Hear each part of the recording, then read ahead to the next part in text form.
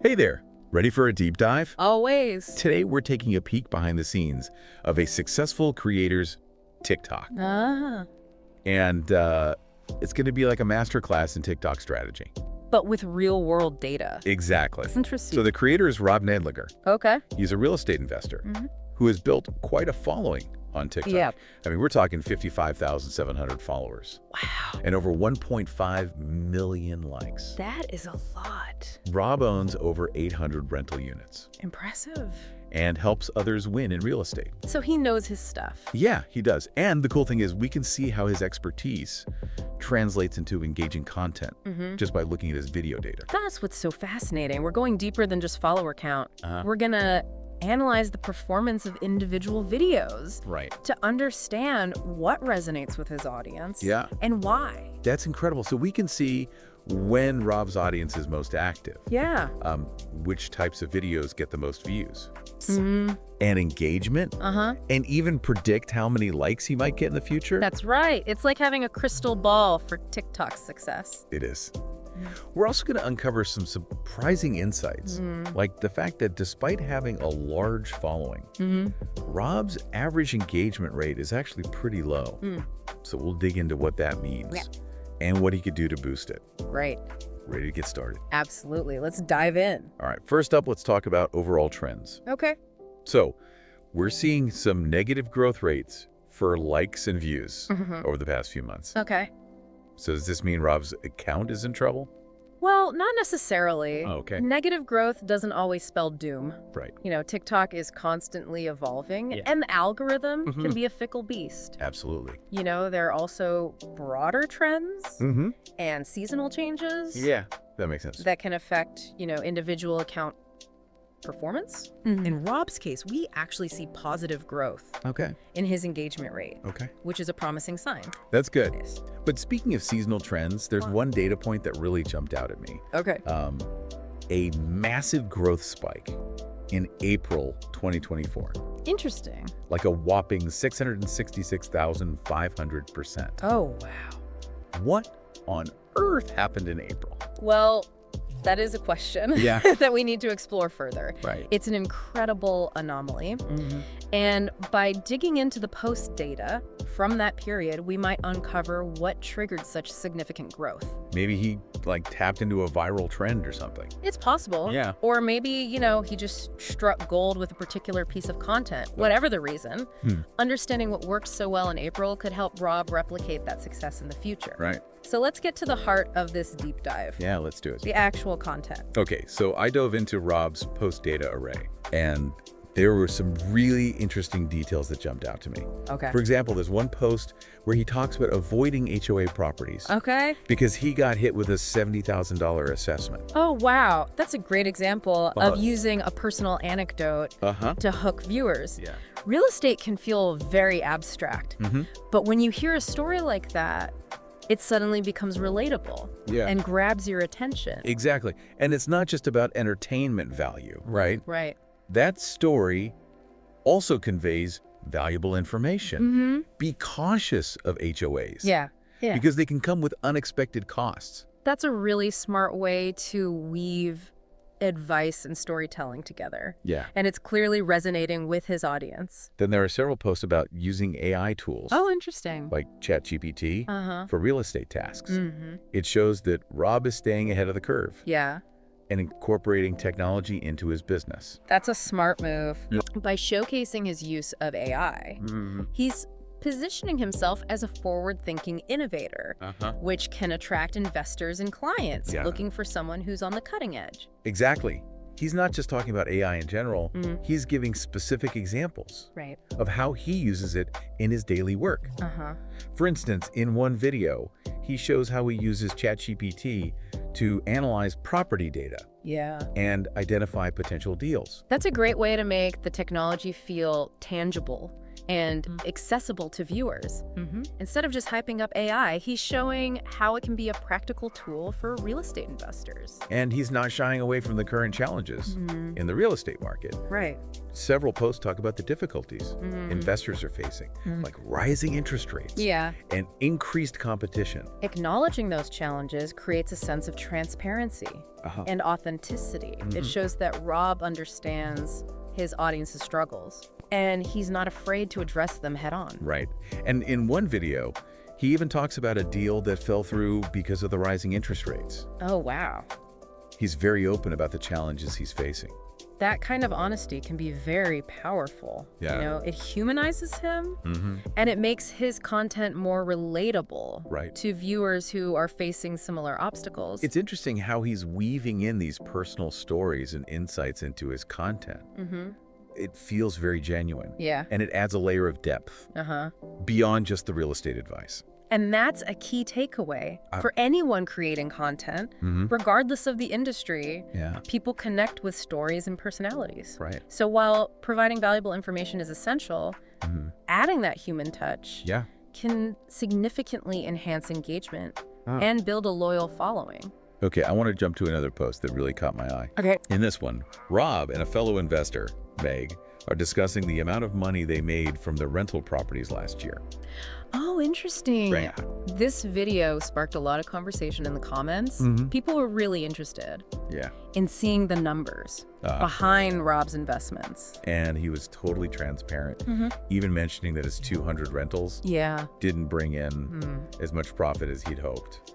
Transparency is a powerful tool for building trust. Right. Especially in a field like real estate, you know, where there's a lot of skepticism and uncertainty. Absolutely. Okay, ready to dive into another post? Let's do it. Okay, there's another post that caught my attention. Where Rob talks about almost losing a large multifamily property early in his investing career. Ooh. That one really resonated with viewers.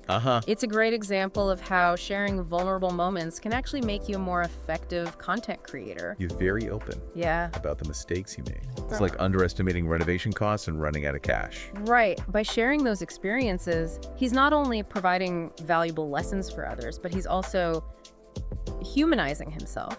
It shows viewers that he's not some, you know, real estate guru who's always been successful. He's someone who's faced challenges and overcome them. He even talks about how he had to borrow money from family and friends. Wow. To save the deal. That kind of vulnerability can be incredibly powerful. Yeah. It shows that success isn't always a straight line. There are bumps along the way. Okay, let's shift gears a bit and look at a post. Okay. That's a little more lighthearted. All right. Rob talks about a property he's trying to sell that just won't budge. He's asking for a viewer's advice on how to make it more appealing. This is a clever way to engage viewers and make them feel like they're part of the process. Yeah. You know, he's not just delivering information, he's asking for their input. Exactly. He even jokes about doing some shadow boxing and chair rail to add some wow factor. It's a great example of how humor can make your content more engaging and memorable. And it worked. Really? In a follow-up video, he shows off some of the improvements he made based on viewers' suggestions. And the property ended up selling quickly. That's awesome. It's a great example of how interacting with your audience can lead to real-world results. Now, I want to talk about a trend I've noticed in a lot of Rob's videos. He loves to feature conversations with other people. Oh, interesting. There's one with Meg, where they discuss their strengths and weaknesses as real estate investors. Okay. And another where he brings in his lender to talk about interest rates. Those videos are like mini masterclasses. Viewers are getting a glimpse into the inner workings of Rob's business and learning from other experts in the field. It's like we're eavesdropping on a high-level real estate meeting. Exactly. Yeah. And that's a huge draw for viewers who are eager to learn from experienced professionals. I'm looking at another post. Okay. Where Rob is doing a deep dive into a potential deal. Yeah. He's talking about agency debt, startup costs, and whether to use a bank loan or seller financing. That's a great example of how to break down complex topics into bite-sized pieces. He's not just throwing out jargon. Right. He's explaining everything in a clear and concise way. And he doesn't sugarcoat things either. No. He talks about the risks involved and the potential downsides of the deal. That's important for maintaining credibility and trust. Right. He's not just trying to sell viewers on the idea. He's giving them an honest assessment of the situation. Okay. Shifting gears again. Yeah. There's a series of posts where Rob is talking about his approach to tenant screening. He's very upfront about the fact that he's extremely strict. Okay. But he also explains why he believes it's so important. This is a great example of how to address a potentially controversial topic in a thoughtful and informative way. He's not just stating his opinion, he's backing it up with his own experiences. Right. And explaining the logic behind his approach. Right. He even shares a story about a tenant who trashed one of his properties. Oh, wow. Which really drives home the importance of thorough screening. That kind of anecdotal evidence can be very persuasive. It makes the information more relatable and memorable. And he doesn't just focus on the negative aspects of being a landlord. Yeah. He also talks about the rewards, like the satisfaction of providing quality housing for people. It's important to present a balanced perspective, especially when dealing with a complex topic like real estate investing. There's another post where he discusses the pros and cons of hiring a property manager versus self-managing your properties. That's a dilemma Yeah. that many real estate investors face. Uh-huh. It's great that he's presenting both sides of the argument and offering his own perspective. He even breaks down the costs involved Yeah. and provides some tips on how to choose a reputable property manager. It's that level of detail Yeah. and practical advice that makes his content so valuable to viewers. All right. One more post before we move on. This one is about a 20-unit multifamily property that Rob purchased Yeah. with a partner. Okay. It's a roller coaster of a story Sounds like it. with unexpected expenses, financing hurdles, and even a fire in the building. Wow. This is a great example of a case study that keeps viewers on the edge of their seats. Yeah. He's sharing the highs and lows of the investment journey in a very engaging way. And he doesn't shy away from the tough parts. Yeah. He talks about running out of cash, dealing with a demanding investor, and the emotional toll of navigating those challenges. It's a raw and honest account of what it really takes to succeed in real estate. Yeah. It's not all glamour and big profits. Right. There's a lot of hard work and perseverance involved. But the story has a happy ending. That's a big. They eventually sell the property for a significant profit, Oh, wow. which is a great lesson in resilience and the importance of sticking with it even when things get tough. It's a very inspiring story, and it shows that success is often the result of overcoming adversity and making smart decisions under pressure. Okay, I think we've covered a good chunk of Rob's content now. Yeah, we have. What's your overall impression of his approach? Well, I think he's doing a fantastic job using TikTok to build a strong personal brand and connect with his audience. What specifically stands out to you? His willingness to be vulnerable and share his mistakes is a huge asset. It makes him relatable and builds trust with viewers. I agree. And he's clearly passionate about real estate and eager to share his knowledge with others. Exactly. And he does it in a way that's engaging and informative. Yeah. He's not just lecturing. He's telling stories, offering practical advice, and creating a sense of community. Okay, now that we have a good understanding of Rob's content and how it's performing, Right. let's move on to the data behind it. Let's dive into the analytics Okay. and see what insights we can uncover. All right, so let's dive into that data. Okay. What can you tell us about Rob's audience and their behavior? Well, one interesting insight is that Rob's peak engagement time is 6 p.m., Oh, okay. which might seem a bit counterintuitive for a busy real estate professional. Right. You'd think his audience would be more active during the workday. Maybe checking TikTok on their lunch breaks or something. You're right, exactly. But the data tells a different story. Perhaps his followers are primarily people who unwind with TikTok after work. Okay. Or maybe they're in a different time zone Oh, that's true. altogether. So what does this mean for Rob? How can he use this information Yeah. to, improve his TikTok game? Well, knowing his peak engagement time, he can strategically schedule his posts for around 6 p.m. Okay. to maximize visibility and reach. Uh-huh. He could even experiment. Yeah. with posting slightly earlier or later. Okay. To see if he can capture an even wider audience. Makes sense. What else? What else can we glean from the data? Another interesting insight is that Rob's videos tend to be on the longer side. While there's nothing inherently wrong with longer videos, Right. TikTok's algorithm seems to favor shorter, snappier content. Okay.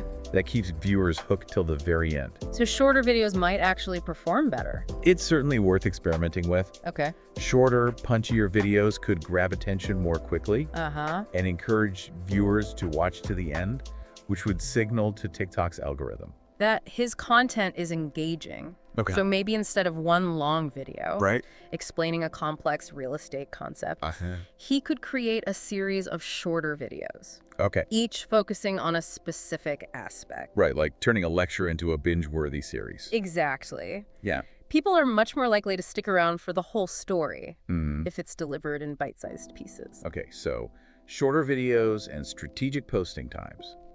What else can Rob do to up his TikTok game based on what we've learned? He could also consider incorporating trending sounds and challenges, Oh. but in a way that feels authentic to his brand. Right. Now, I'm not suggesting he do dance challenges, Right. but there might be audio trends Yep. or challenges that align with real estate or personal finance that he could leverage creatively. It's about finding that sweet spot between being trendy and staying true to his brand. Exactly.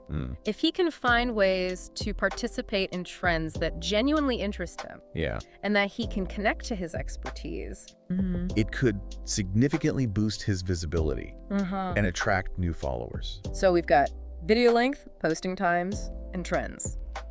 Anything else? Remember those negative growth rates we talked about earlier? Yeah. One way to combat that could be through strategic collaborations. Oh, okay. Imagine Rob teaming up with other creators in the real estate or personal finance space. They could do joint videos, guest appearances, or even just shout outs Right. to cross-promote each other's content. That's a great idea. Yeah. He could tap into a whole new audience Right. that already follows and trusts those other creators. Right. And they can get creative with the types of collaborations. Yeah. Maybe he partners with a home stager or an interior designer to create content about maximizing rental income through appealing aesthetics. Or he could team up with a mortgage broker to discuss financing options for first-time home buyers. Right. The possibilities are endless. This has been such an eye-opening deep dive. It has. I feel like I've learned so much about how to create engaging content and leverage data to improve my TikTok strategy. And that's the beauty of data analysis. Yeah. It can reveal insights that you might never have noticed otherwise. Right. And empower you to make more informed decisions. So for our listeners out there who are thinking, this is all great information, but what about my TikTok account? What's the one key takeaway you'd leave them with? Don't be afraid to experiment and analyze the results. TikTok is a platform built on creativity and innovation. Yeah. Try new things, see what resonates with your audience, and use the data to guide your decisions. It's like having a treasure map, where the treasure is a thriving TikTok community and engaging content that truly connects with your audience. I like that. Well, that brings us to the end of our deep dive into Robneidlinger's TikTok account. It's been fascinating to see how he's using the platform to build his personal brand and share his real estate expertise. And for our listeners, we encourage you to think about what one specific change you could make to your own TikTok strategy based on what we've discussed today. Whether it's experimenting with video length, trying a new posting time, or reaching out to another creator for a collaboration, taking action is the key to unlocking your TikTok potential. And be sure to let us know how it goes. We'd love to hear about your TikTok successes. Until next time, keep creating and keep experimenting.